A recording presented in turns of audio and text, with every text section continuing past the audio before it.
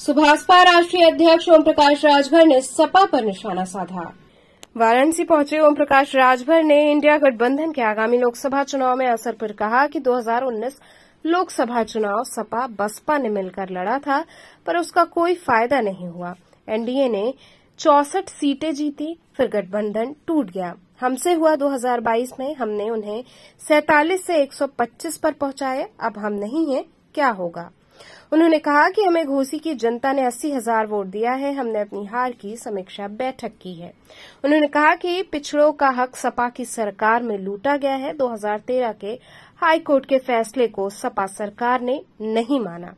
Samajwadi party को उन्होंने शिवपाल यादव के पूर्व में दिए गए बयानों से घेरा। देखिए, आप अगर पिछले रिकॉर्ड में देखेंगे, 2019 के चुनाव में बहुजन समाज पार्टी और समाजवादी पार्टी मिल के लड़े थे। दोनों के पास एक बड़ा वोट है। उसके बाद भी भारतीय जनता पार्टी अपने साथियों के साथ 64 सीटें जीती थी। अब उसमें प्लस हो गया है ओम प्रकाश राजभर। अब दोनों अलग हो गए हैं, तो अब उसी वोट से तुलना कर लीजिए, विधानसभा के वोट की तुलना कर लीजिए। विधानसभा में 265 सीटें वो सब जीते थे, मतलब एनडीए। हम पूरी ताकत लगाए तो 47 से 125 किसी तरह पहुंचे। जहां उनका घर है वहां हार गए। हम अपने क्षेत्र में, चाहे अंबेडकर नगर हो, आजमगढ़ हो, गाजीपुर हो, बलिया हो, मऊ हो, बस्ती हो, इन तमाम इलाकों में एक बड़ी जीत दिलाने का प्रयास किया मैंने काम। तो 47 से 125 गए। अब हम हट गए। अब क्या होगा? एक बड़ी चर्चा है कि हम लोग अब पूरा देश में पता कर लिए हैं।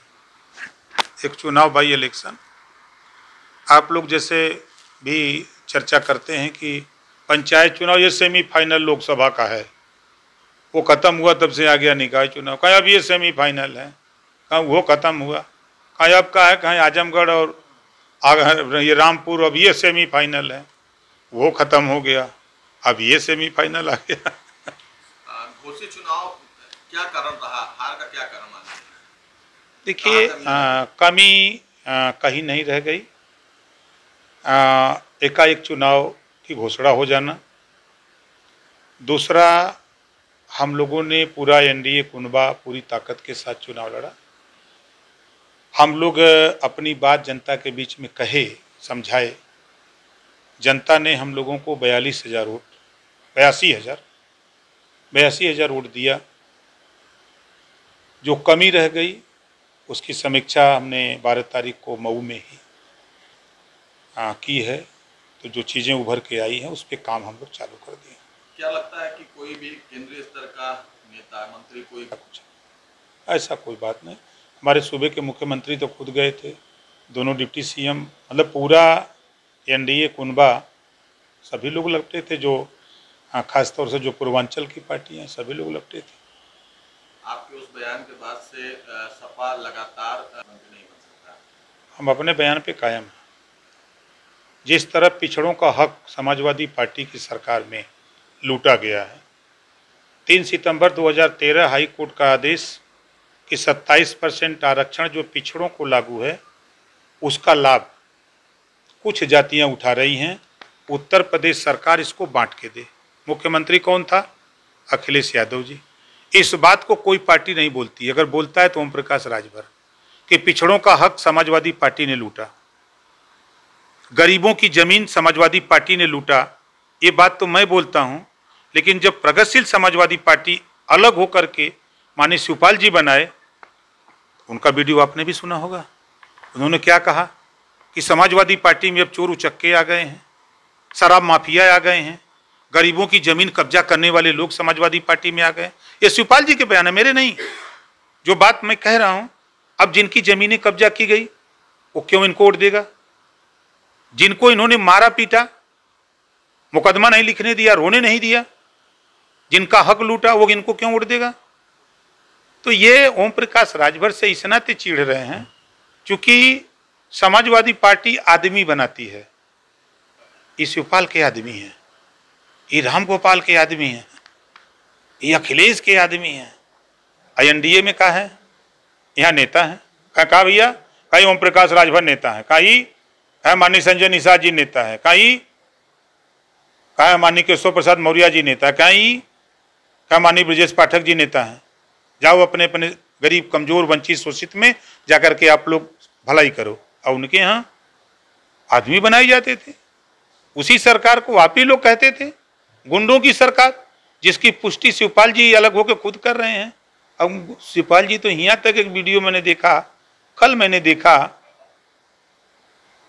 कि सपा में एक शकुनी है। महाभारत में एक शकुनी बता रहे थे, मैं देखा था टीवी में। और यहाँ शिवपाल जी के बयान से मैंने लगे सुना कि सपा में एक शकुनी है। उधर एटा, इटावा, कन्नौज, कासगंज, फिरोजाबाद, फर्रुखाबाद में उस शकुनी को शिवपाल जी कहते हैं कि चश्मा वाला कहते हैं, ये चश्मा वाला है। तो उनको इस बात की पीड़ा है कि समाजवादी पार्टी कभी पिछड़ों को नेता नहीं बनने दिया। जो हक उनका लूटा गया, कोई पिछड़ा नेता उनके साथ रहने वाला, उसकी जबान खुली तो उसको मार पीट करके चुप करा दिया कि तुम बोलो मत, पार्टी से निष्कासित कर दिया गया। और यहाँ ओम प्रकाश राजभर स्वतंत्र होकर बोल रहा है। जो बात बोल रहा हूँ 100% सही बोलता हूँ कि आज हम बनारस में हैं, 26 थाने हैं, एक भी थाने पर राजभर, पाल, प्रजापति, बिंद, केवट, मल्ला का बेटा SI नहीं है, SO नहीं है। 4 बार सरकार समाजवादी पार्टी की थी ना, क्यों नहीं है? वो जिम्मेदार नहीं है। 40 साल कांग्रेस की सरकार थी, वो जिम्मेदार नहीं है। जो लोग सरकार चलाए हैं वही ना जिम्मेदार हैं। तो ये बात अगर प्रश्न करिए तो उनको बुरा लग रहा है। बिहार के शिक्षा मंत्री ने रामचरितमानस को पोटेशियम साइनाइड कहा है। ये उनका बयान है भैया। देखिए, इस देश में अलग अलग विचार के लोग हैं, अलग अलग धर्म के मानने वाले लोग हैं। अब वो उनका बयान है, उनके दिमाग से। अब बाबा साहब डॉक्टर अम्बेडकर जी ने जो संविधान में व्यवस्था दिया है, उस संविधान में सभी धर्मों को अपने अपने हिसाब से मानने, रहने का, पूजा पाठ करने की व्यवस्था दिया है। और संविधान के पहले पन्ने पर समता, स्वतंत्रता, बंधुत्व, न्याय पर आधारित भारतीय संविधान। ये नेता लोग, मैं फिर कह रहा हूँ, नेता लोग दुमहिया सांप। शपथ लेते हैं तो क्या कहते हैं, शपथ लेने के बाद बयान क्या कहता है। अब उन्हीं महाशय का ले लीजिए, शपथ लिए तो संविधान के दायरे में रह के काम करूँगा। अब कहाँ चला गया ये लोग का? तो अब क्या बताएं हम। भारत जोड़ो यात्रा फेज 1 ने कर्नाटक चुनाव में कांग्रेस को जीत दिला दिया। उसके बाद भारत जोड़ो यात्रा सेकंड फेज राहुल गांधी शुरू करने जा रहे हैं। क्या लगता है कि यूपी हाथ से जाएगी? देखिए, यूपी, कर्नाटक बहुत दूर है यहाँ से। यूपी बहुत दूर है। किससे लड़ेंगे? 2 विधायक हैं उनके, कांग्रेस के, यूपी में। और कर्नाटक में कितने थे आप देख लीजिए। हमारे पास खुद 6 गो विधायक हैं विधानसभा में, तो हम वहीं से पहले लड़ लें। वो और का लड़ी हैं। अभी हमारे सहयोगी माननीय संजय निषाद बकिए हैं, माननीय आशीष पटेल जी बकिए हैं, अभी माननीय योगी आदित्यनाथ जी तो अलगे हैं, और उसके ऊपर अमित शाह जी अलगे हैं, प्रधानमंत्री जी अलगे हैं, JP नड्डा जी अलगे हैं। किससे किससे बेचारू लड़ी हैं। प्रियंका गांधी जी की चर्चा चल रही है कि वो बनारस से चुनाव लड़ सकती हैं। स्वतंत्र है। बाबा साहब ने तो यही व्यवस्था अच्छी दिया है कि देश में कहीं भी कोई लड़ सकता है, लड़ने से क्या है। यूपी में मायावती से बड़ा दलितों का नेता कौन है? पूरे देश में दलितों के नेता मायावती से बड़ा कौन नेता है? राष्ट्रीय पार्टी है, जनाधार है, तब ना राष्ट्रीय पार्टी है। आप एक पार्टी के राष्ट्रीय अध्यक्ष बनाए गए हो, वो अपनी पार्टी के खुद के राष्ट्रीय अध्यक्ष हैं। और बेशक उनके पास MLA यूपी में न हो, लेकिन आज भी 12.5% वोट है। कई % कांग्रेस का वोट है। आज पिछड़ों की बात आज नहीं कुछ है, तो अनुप्रिया पटेल जी के पास 12 MLA हैं ना, कागो नीतीश जी के हैं, वो पार्टी चला ही रहे हैं, 8 बार मुख्यमंत्री रहे हैं। स्वतंत्र हैं, लड़ें सब लोग, कोई दिक्कत नहीं है। हम लोग कोई दिक्कत नहीं है।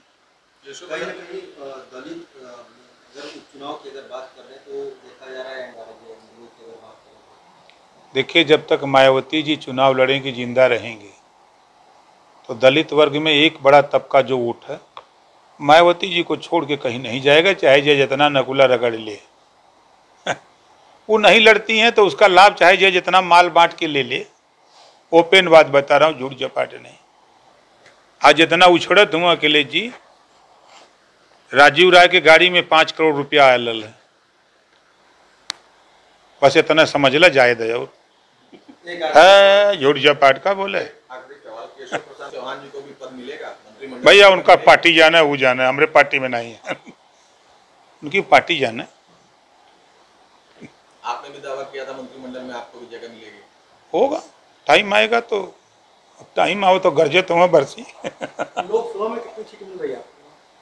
हमको सरकार नहीं बनानी है, दिल्ली में उपस्थिति दर्ज करानी है। उपस्थिति दर्ज कराने के लिए बिहार में भी चाँप रहे हैं, यूपी भी चाँप रहे हैं, कुछ मिलवे करी। कितनी लगेगी? 2, 4? अरे जौने सही तौने सही। बिहार में तो नीतीश कुमार भी चाहते हैं। कहाँ चाप रहे हैं?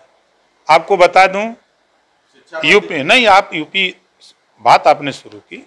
यूपी में मायावती जी और अखिलेश जी ने वो 19 साल चापा, इतना चाप दिया कि सब इनका साथ छोड़ के चले गए मोदी जी के साथ।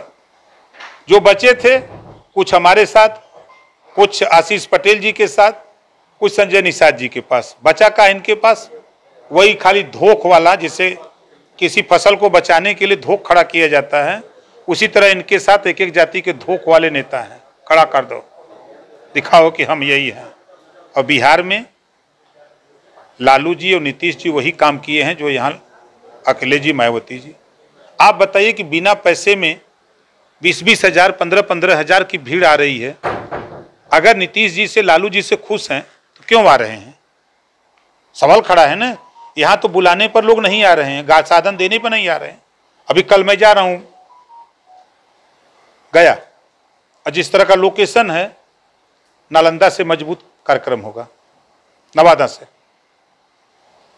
चाहे वो मधेपुरा हो, चाहे कटिहार हो, औरंगाबाद हो, अररिया हो, चाहे आपके मोतिहारी हो, चाहे पश्चिमी चंपारण, पूर्वी चंपारण, चाहे बक्सर हो, चाहे कैमूर हो।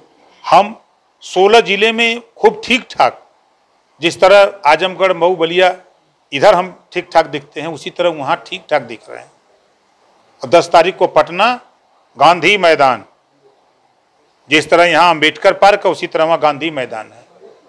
वहाँ गांधी मैदान में 10 अक्टूबर को जा रहे हैं, चापूंगा हम भी। गठबंधन में आप भी आ गए हैं, एनडीए में, सीटों को लेकर के कुछ तय हुआ है? नहीं, कोई बात नहीं, सीट उठ का झगड़ा नहीं है। आपकी भी कुछ इच्छा हो गया? नहीं, हमारी कोई इच्छा नहीं, बस इच्छा वही है कि उपस्थिति हो ही जाए।